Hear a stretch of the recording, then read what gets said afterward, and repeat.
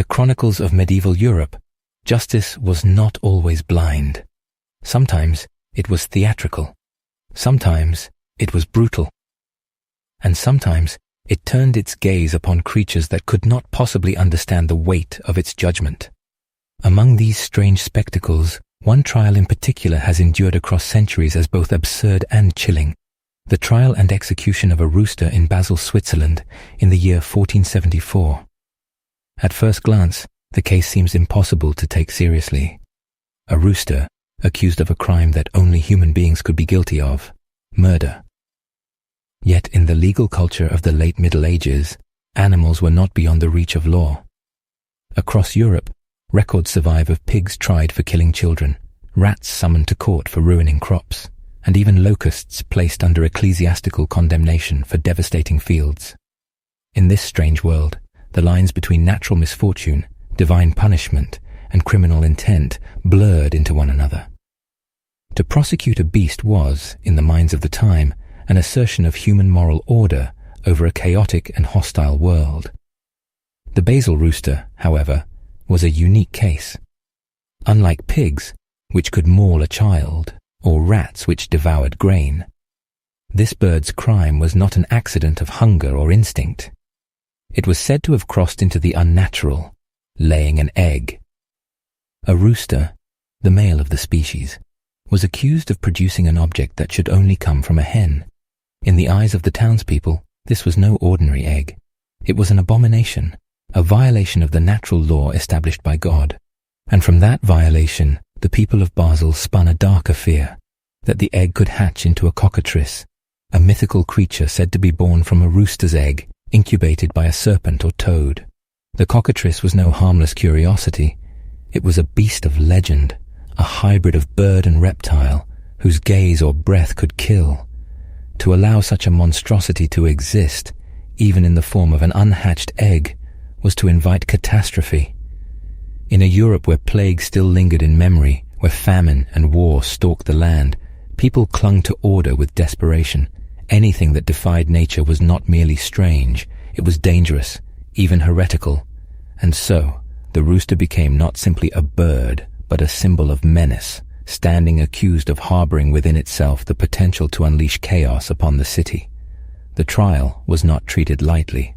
Contemporary accounts suggest that magistrates of Basel assembled formally, as they would for any human criminal.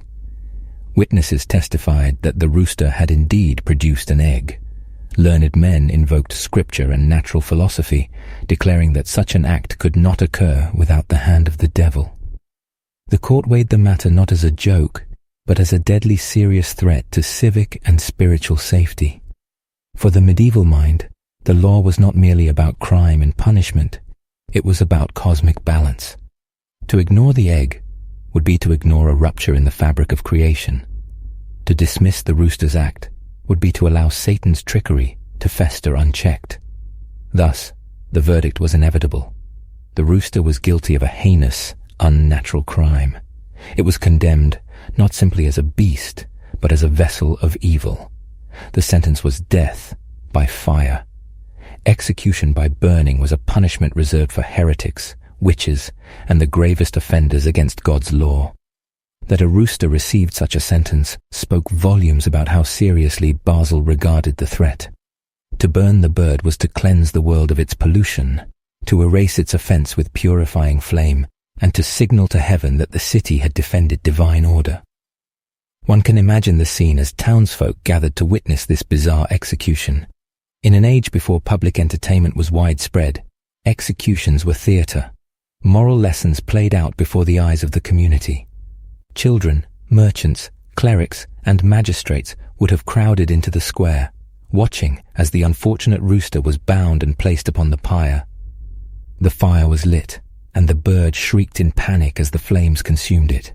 Its death transformed into a spectacle of order, triumphing over disorder. And when the smoke cleared, the people of Basel could breathe easier. The abomination had been destroyed, the threat of the cockatrice banished.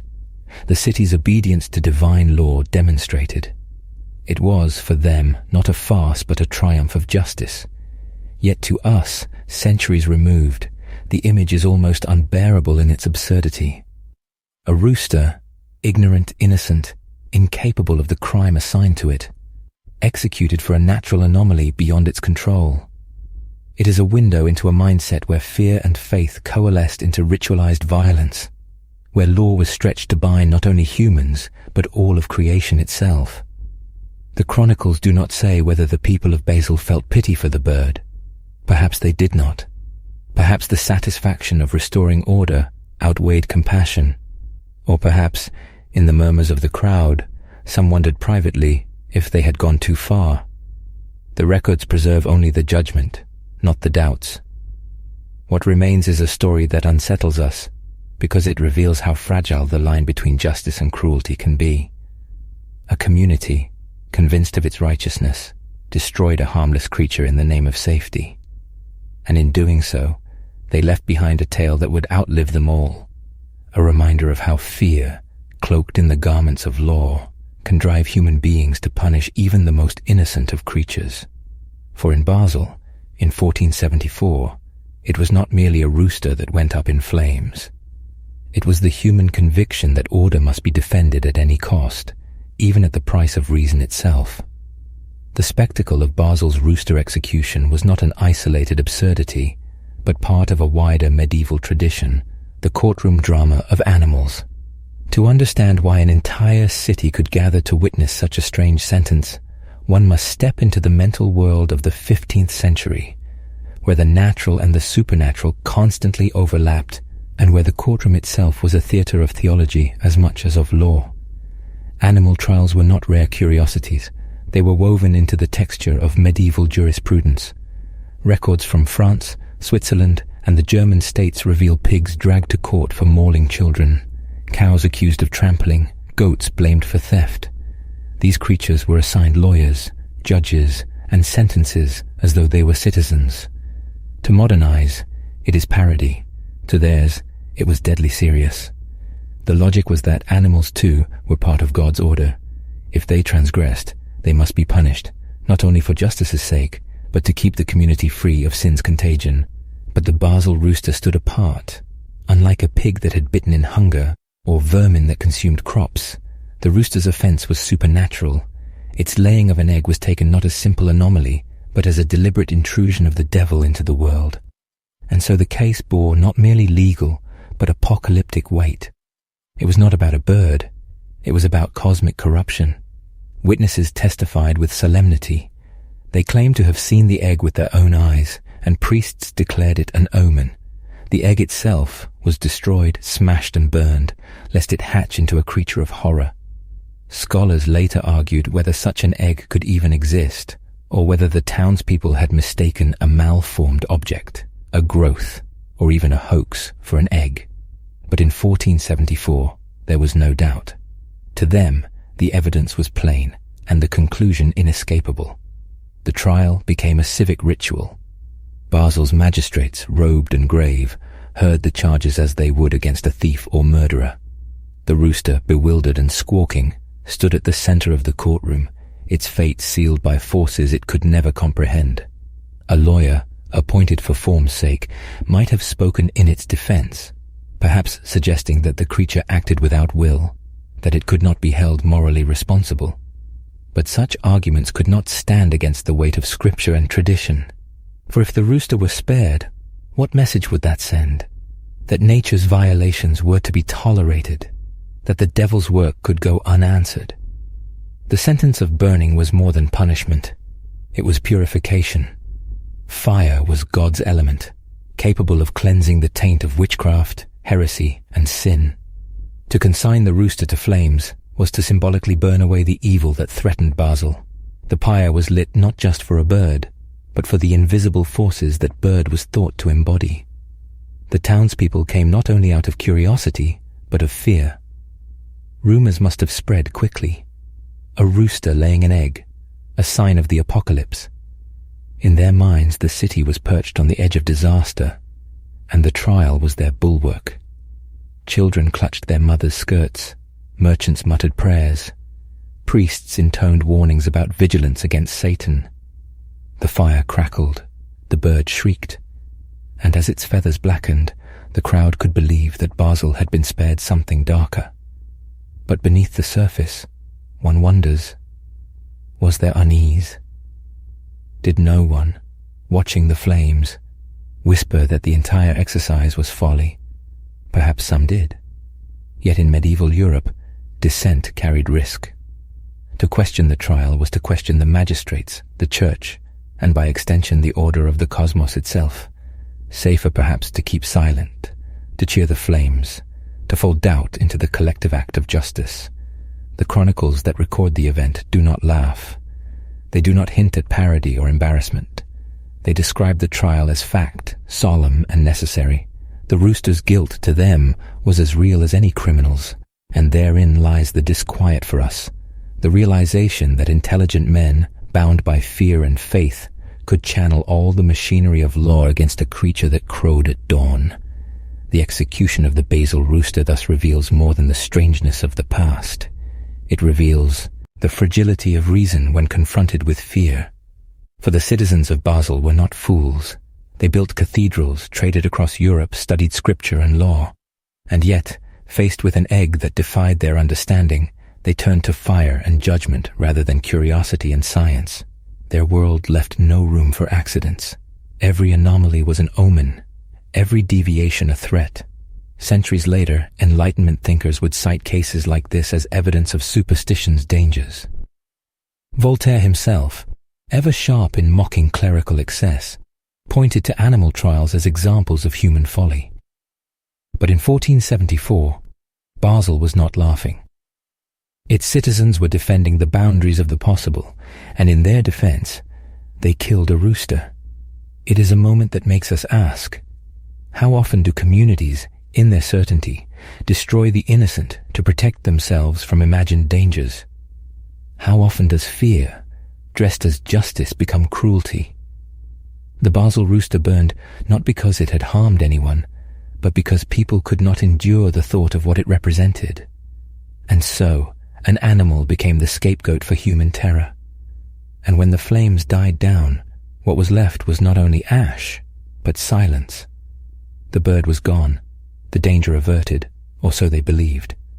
Yet in truth, the real danger lay not in the rooster's egg, but in the human need to find meaning where there was none, to punish where no crime had been committed. When the rooster's ashes cooled, Basel's officials recorded the event in their civic chronicles, not as an embarrassment, but as a marker of justice carried out. To them, the trial was proof of vigilance, evidence that their city did not tolerate intrusion from the demonic or the unnatural. But history, with its cold distance, has not been so kind. Centuries later, scholars would look back and shake their heads in disbelief, asking how an entire legal system could be mobilized against a bird. Yet to dismiss it simply as medieval absurdity is to miss the deeper truth, that in the rooster's trial we see both the fragility of reason and the overwhelming power of fear.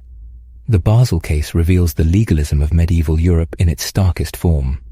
Law, in that world, was not merely about human conduct, but about maintaining divine order. Every case was theological as much as judicial. If pigs could be hanged for biting, if locusts could be formally excommunicated for devouring crops, then why not a rooster condemned for birthing an egg of the devil? To the medieval mind, consistency required it. If one crime of nature were punished, all must be punished, lest the cosmic balance tip into chaos. The spectacle of Basel's burning rooster thus becomes less about an animal and more about the human impulse to impose meaning where nature refuses to cooperate. The egg was an anomaly, a biological accident perhaps caused by a deformity or misinterpretation. But anomaly is the enemy of systems built on certainty. And so rather than accept the limits of their knowledge, the people of Basel projected their fears onto the bird and destroyed it. This is why the trial resonates beyond its century, for though modern society scoffs, the impulse persists. The need to find scapegoats, to transform fear into punishment, has never disappeared. Where Basel burned a rooster, other ages burned witches, heretics, or outsiders. The logic is identical. Eliminate the anomaly to preserve the illusion of order. In that sense, the rooster was not an exception, but an early warning of the mechanisms that would fuel centuries of persecution. But there is another irony.